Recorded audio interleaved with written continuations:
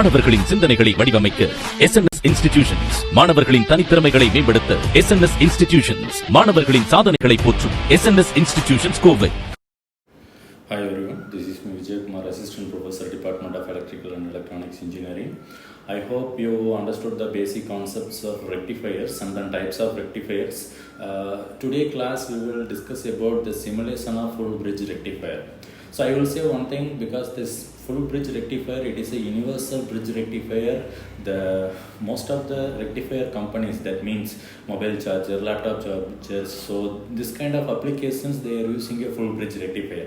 So today I will explain how the full bridge rectifiers are working and then what will be the waveform in a simulation tool. So again I'm saying that I'm using a simulation tool as a Proteus software, Proteus IS 7.0 version. So this one is for a free software, so you can easily download the software from net and then you can use this anywhere.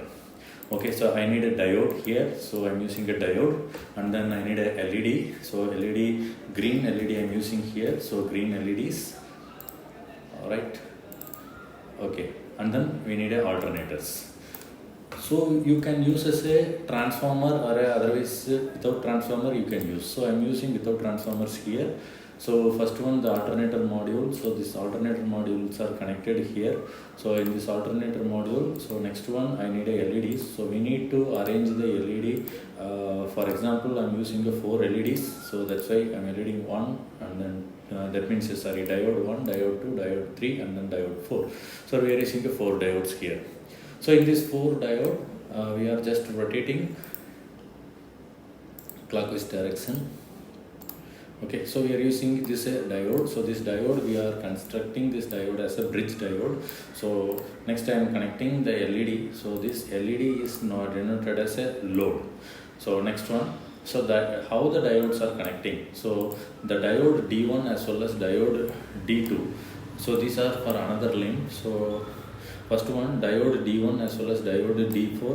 So both the cathodes are connected together, and then both the anodes are connected together like this, and then anode to cathode of D1 to D3 as well as D2 to D4 anode to cathode here. So next I am connecting the AC waveform here, and then another limb of AC waveform, so connected here, right.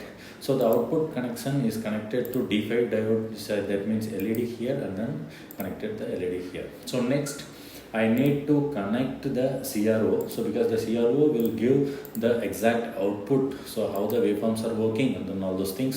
So next I am connecting the AC input supply, and then again I am connecting the output supply. Alright.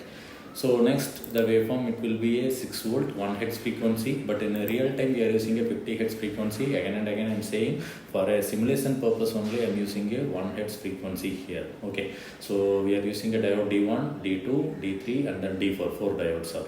So next I am going to simulate here.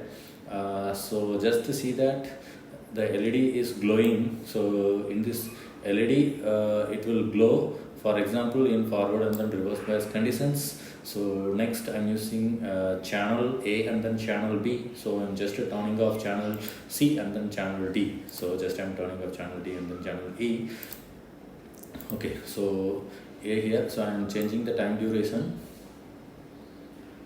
Okay, so amplitude, right. Okay, so next I'm merging the 2 outputs.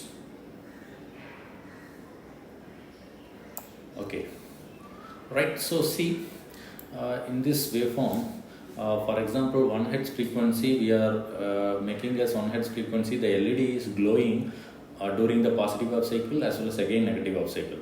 So the yellow color denoted as the input power supply. The input power supply is pure AC form, and then blue color denoted as the output waveform.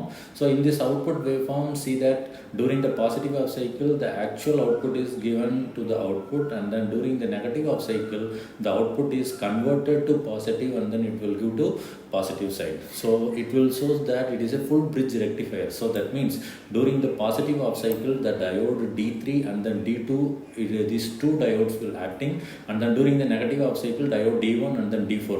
These two diodes are working. So each and every waveform, each and every half cycle, two diodes are participating. So that's why the efficiency of the circuit will be increased. So this is how the full bridge rectifiers are working. So in the CRO, you can use this CRO as a better understanding for analyzing the purpose.